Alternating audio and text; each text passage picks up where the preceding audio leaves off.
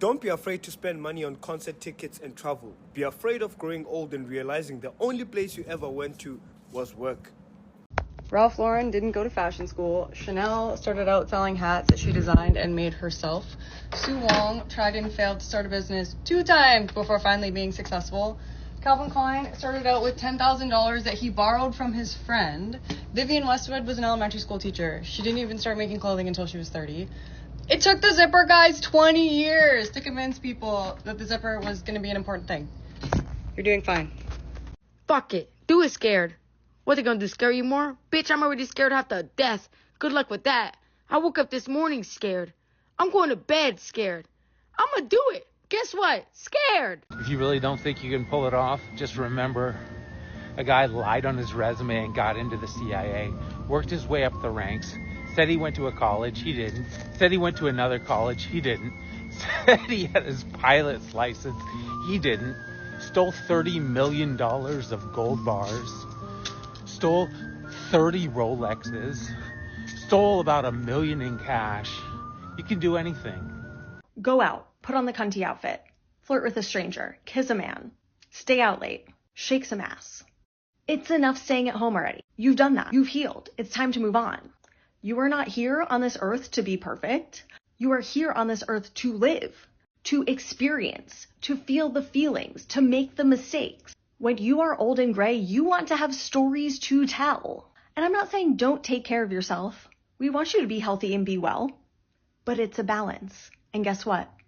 Having fun is part of being well. Sometimes you're going to have to struggle in public to achieve your goals. Stay with me. It's important to me to be able to bench 225. I don't have a good reason, but I want to, so I work at it. Every time I tour, I have to build it back up because hotel gyms don't have the same equipment, so I do dumbbells, but they never have the right stuff.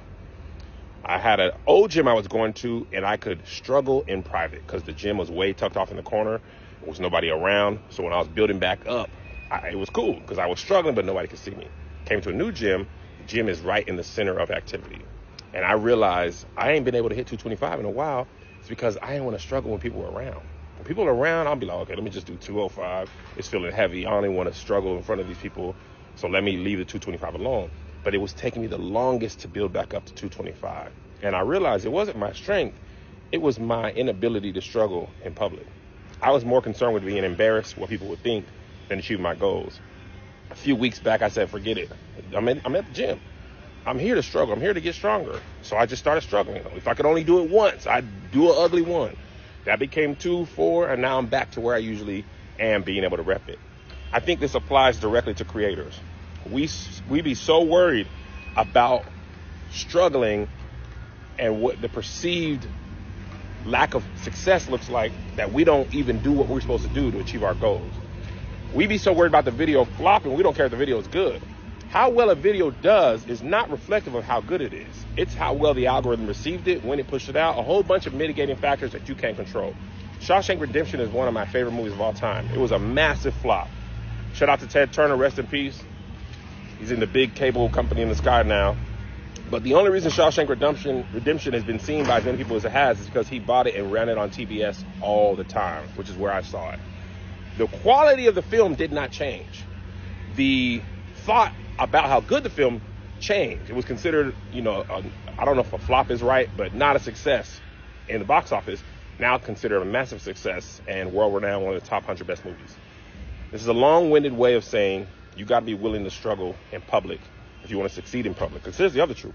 When I used to struggle in private, when I could rep 10, I put that on the gram. So you want to be seen succeeding publicly, but you don't want to struggle publicly. And nobody who succeeds in public has no public failures. Amen? All over the building we're standing.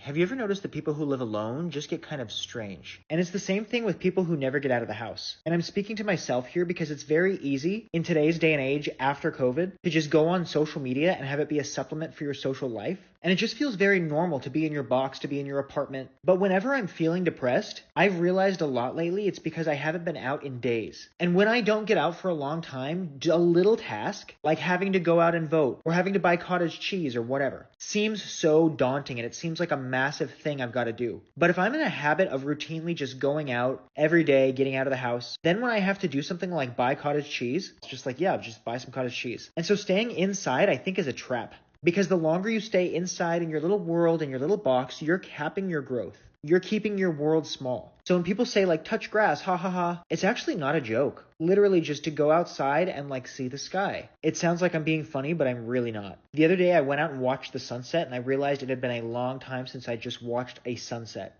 I heard someone say you never feel ready because ready isn't a feeling, it's a decision. And that hit differently, my beloved, because most of us are standing at the edge of everything we've ever wanted, waiting to feel brave enough, sure enough, calm enough. Sweetheart, ready doesn't arrive with a green light and still hands.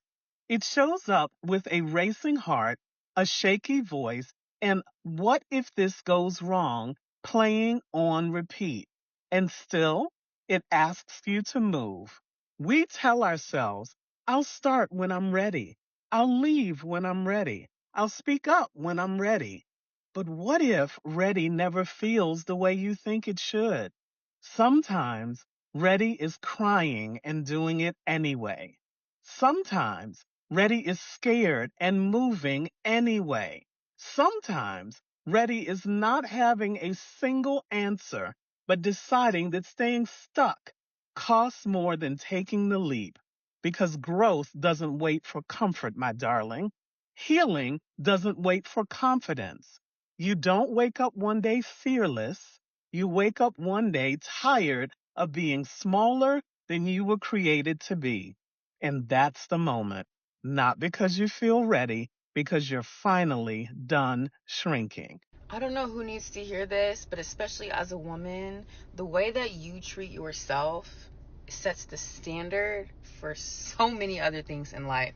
So when you start getting more strict with the things that you say you're going to do, you're doing the things that you say you're going to do, you're in that gym, you're working out consistently, you're taking care of you, that sets the standard for a lot of other things to fall into place to that level in your life. Some of these sound ridiculous, but all are backed by science. Chew gum. Studies show it reduces cortisol and increases blood flow to the brain. Go outside and look at something far away. Anxiety literally narrows your vision. It's part of the stress response. Forcing your eyes wide on a distant view tells your nervous system it's safe. Cold water on your face. It triggers something called the diving response. It lowers your heart rate and switches your nervous system to relaxation mode.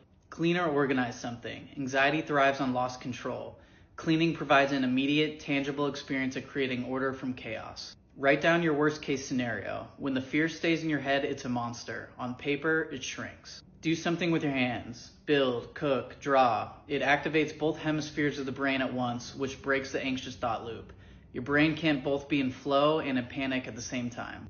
Hum or sing out loud. This activates the vagus nerve, which controls your body's relaxation response. Gargle water aggressively. This activates a branch of your vagus nerve through a different pathway than humming. If you do it until your eyes water, that's your nervous system resetting in real time.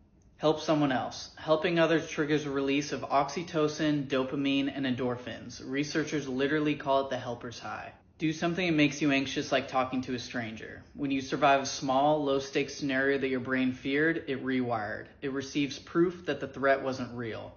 Do that enough, and the fear loses its grip. Hi, we're Think Maxing again. Yes, yay. If you're new to this series, basically, Diva Down, I am always in a funk, and I share some diabolically insane ways to get out of a funk, because as a girlie who's been in a funk all of her life, to be completely honest, please don't feel bad for me.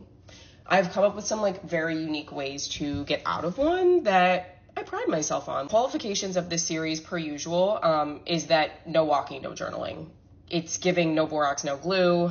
Someone said that in my comment section, and I can't stop thinking about it because it's so true. The worst thing ever is when you're in a funk and literally having the worst time ever, someone tells you to take out your journal or go for a walk. Absolutely not. The first very unique way you're going to get out of a funk this week, Diva, is something called your accomplishment list. I've talked about this so many times, and I will tag Allie in the comments. Allie is a creator who talks a lot about OCD, and she talks a lot about in her content, like how to use this in terms of OCD, but I also have just loved doing this in general this year. Alongside or instead of your to-do list every single day, you start just writing what you accomplish.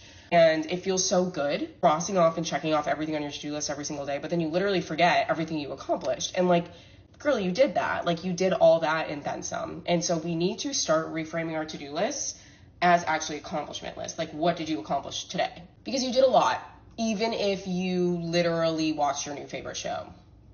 This reframe is like changing my life. Shout out to Allie. On the theme of TV shows, the next thing, I could not wait to share this with my Funktown girlies. When you are in a funk, I don't know what it is, but you have to watch a TV show or a movie. It can be one you haven't watched or one that you have. The plot line is focused on a will they, won't they, okay? That is the whole plot line.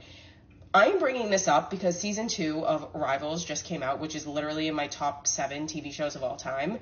It is so good, and the main characters, Rupert and Taggy, like have this like will they, won't they. There's something about a love plotline that gets you so enthralled in a TV show and so like immersed in the characters that you just forget whatever the hell's going on in your life. I swear to God, every time works like a charm. Next crazy thing that you're gonna do to get out of a funk this week, that I usually do when I'm inside, which I'm inside right now because I have COVID, so I'm extra in a funk, is 30 minutes of scheduled stare at the sun time. I have started kind of just doing this where I just like lay down for 30 minutes to stare at the sun. Visualize yourself staring at the sun anywhere else in the world. You could literally be in the south of France. The south of France, right? And like, what if you're listening to the Call Me By Your Name playlist?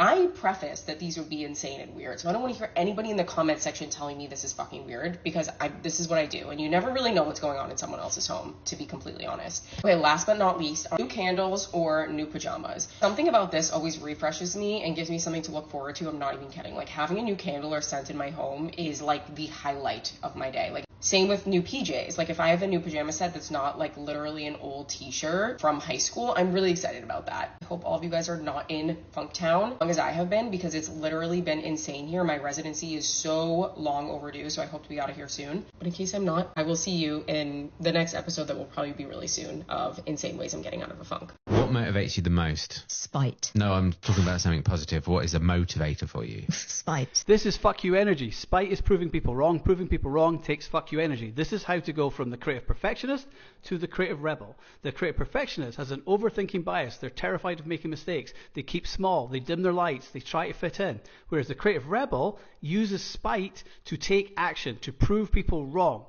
To become the creative rebel, you have to niche up, not niche down. David Bowie was niching down, the creative perfectionist, 9.5 years, one hit. He then niched up. He took science fiction. He took aliens. He felt like an alien. He took avant-garde theatre. He took mime. He stacked all these things up together to create Ziggy Stardust. And then he became a global icon. He did this by niching up different talents to create a persona, not to niche down to fit into society's expectations. This is what you have to do to be successful and be the creative rebel, is to niche up, not down. Hope this helps. Peace out. Fastest and the best way to de-stress, to lower your level of stress in real time. And this is very important because life is stressful, right? Like, we can't control external events. And we hear all this stuff like meditate, vacation, massage, do all this stuff. But that's great, but what if you're stressed in the moment, right? You're about to give a talk, or you're in a difficult conversation, or, you know, the world seems to be spinning around you. The physiological sigh brings your level of stress down immediately, very quickly, and we all have the capacity to do it. And it's done the following way. It's a double inhale through the nose. The first one is a complete inhale till your lungs feel full, and then you sneak in a little bit more air as a second inhale, and then a long, slow exhale through the mouth until your lungs are completely empty. And I can tell you that 1 or 2 physiological sighs is the fastest and most complete way to calm yourself down